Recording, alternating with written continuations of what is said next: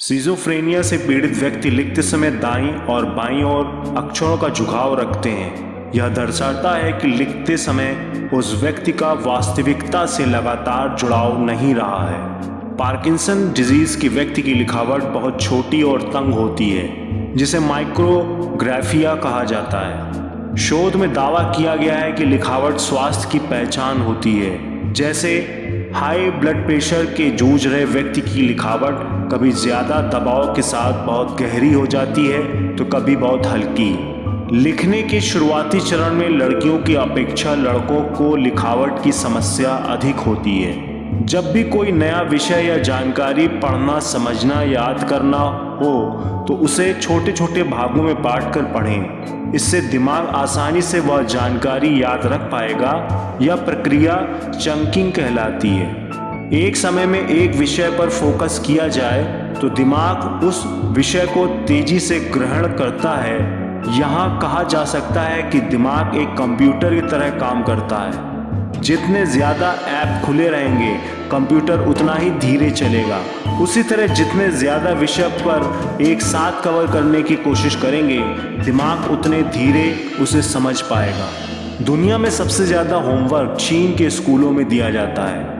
वहाँ सप्ताह के 14 घंटे बच्चे होमवर्क करने में व्यस्त होते हैं। अक्सर छात्र प्रयासरत रहते हैं कि जल्दी जल्दी कम समय में अधिक से अधिक पढ़ लें, लेकिन मनोवैज्ञानिक शोधों में यह पाया गया है कि कम समय में अधिक पढ़ने की अपेक्षा अधिक समय में कम पढ़ना ज़्यादा अच्छी तरह याद रहता है। मसलन एक रात में 10 लेसन पढ़ लेने की अपेक्षा 5 दिन में 2 लेसन पढ़ा जाए तो वह लंबे समय तक और ज़्यादा अच्छी तरह याद रहेगा।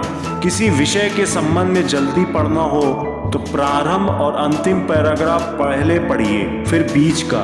यह विषय को जल्दी समझने में मददगार होता है। पढ़ते समय बनाए गए नोट्स एक दिन के भीतर पढ़ लेने से उन्हें याद करने की संभावना 60% बढ़ जाती है। जिस फ्लेवर का च्युइंगम आप पढ़ते समय चबाते हैं उसी फ्लेवर का च्युइंगम परीक्षा के समय चबाएं तो पढ़ा हुआ याद आने की संभावना बढ़ जाती है। माना जाता है कि पढ़ते समय चॉकलेट खाना नए विषय याद करने में सहायक होता है। ताज़ा फल खाने वाले बच्चों का IQ लेवल अन्य बच्चों की मुकाबले अधिक तेज होता है। परीक्षा के पहले केला खाना चाहिए। शरीर को ऊर्जा प्रदान करने के साथ साथ इसमें मौजूद पोटेशियम स्मरण शक्ति भी तेज करता है। वैज्ञानिक शोधों में ज्ञात हुआ है कि नीले रंग के अलग अलग शेड हमारा फोकस बढ़ाते हैं। इसलिए पढ़ते या नोट्स बनाते समय आप नीले रंग के हाइलाइटर का इस्तेमाल कर सकते हैं। दिमाग हर समय एक जैसा नहीं चलता। कभी यह तेजी से समझता है तो कभी धीमी गति से। कब किस समय किसका दिमाग तेज चले या हर व्यक्ति अनुसार अलग अलग होता है। किसी का दिमाग सुबह एक समय तेज चलता है और वह अच्छी तरह विषय समझ पाता है, तो किसी का रात का समय। अब आपको अपने अनुभवों से अपना समय स्वयं नियत करना होगा। जगह बदल बदल कर पढ़ना एक ही जगह पर लगातार बैठकर पढ़ने से बेहतर है। रट्टा लगाने की जगह किसी को समझाते हुए पढ़ने से दिमाग विषय को बेहतर तरीके से ग्रहण करता है। इसलिए अकेले में पढ़ते समय खुद को समझाते हुए पढ़ने से विषय जल्दी समझ में आता है और याद भी रहता है। अक्षरों के मुकाबले चित्र देखकर समझना दिमाग के लिए अधिक आसान होता है। चित्र पढ़ाई के प्रति दिलचस्पी भी बढ़ाते हैं और समझने में भी आसान होते हैं। कोई भी व्यक्ति लगातार 20 मिनट से ज़्यादा नहीं पढ़ सकता। पढ़ते समय हर 20 मिनट के बाद कुछ समय का ब्रेक लेकर माइंड को रिफ्रेश करना अच्छी फोकस स्टडी के लिए आवश्यक है। अगर आप चुप रहते हैं तो आपको लगता है कि सामने वाला व्यक्ति आपके विचारों को सुनना नहीं चाहता है। अगर आप अपने लक्ष्य को दूसरों को बता देते हैं तो आपके सफल होने की संभावनाएं कम हो जाती हैं। एक स्टडी इस बात को कंफर्म करती है क्योंकि इसमें आप अपना मोटिवेशन खो देते हैं। जो लिखते समय ज़्यादा पंक्चुएशन मार्क इस्तेमाल करते हैं, जैसे कई डॉट या एक्सप्लेनेशन पॉइंट्स, वे भावुक किस्म के होते हैं। जो टी लिखते समय काफ़ी ऊपर क्रॉस करते हैं वे आशावादी और स्वाभिमानी होते हैं। जो टी लिखते समय काफ़ी नीचे की तरफ क्रॉस करते हैं उनकी आत्म अपेक्षाएं यानी कि सेल्फ एक्सपेक्टेशन कम होती है। जो एस लिखते समय उसे गोलाकार और घुमावदार बनाते हैं वे खुशामद किस्म के व्यवहार के होते हैं और किसी प्रकार की बहस में नहीं पड़ना चाहते। जो लोअर केस एस को शार्प और पॉइंटी बनाकर लिखते हैं वे जिज्ञासु और महत्वाकांक्षी होते हैं। जिसका एस छोटा और नीचे की ओर ज़्यादा चौड़ा होता है वे अपने जीवन में अपने सपनों को फॉलो नहीं कर रहे होते हैं।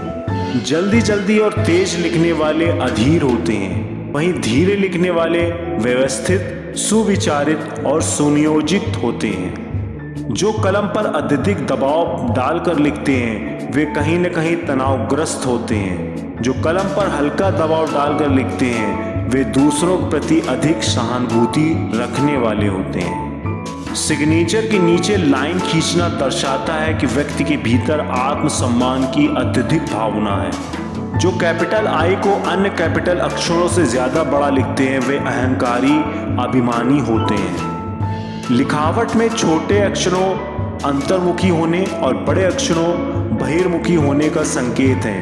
औसत आकार के अक्षरों की लिखावट कहीं भी आसानी से घुल मिल जाने और संतुलन बैठा लेने वाले व्यक्ति की ओर संकेत करती हैं। दुनिया का सबसे तेज सुपर कंप्यूटर को चलने में 24 मिलियन वॉट बिजली लगती है, लेकिन हमारे दिमाग को केवल 20 वॉट की ज़रूरत होती है और यह 1 लाख गुना तेज गति से काम करता है। एक्सरसाइज हमारे दिमाग में न्यूरोलॉजिकल गिरावट को धीमा कर देता है और शारीरिक व्यायाम में वृद्धि से हमारे मस्तिष्क की उम्र बढ़ने में 10 साल की देरी होगी। लंबे समय तक स्टडी नोट्स लेने से आपका दिमाग याद रखने में सक्षम होता है, क्योंकि आप जो पढ़ते हैं उसे ठीक से लिखने से आपको बेहतर ज्ञान बनाए रखने में मदद मिलती है। बच्चे भी जन्म के कुछ दिनों के बाद वयस्कों की तरह ही भाषा को प्रोसेस करना शुरू कर देते हैं।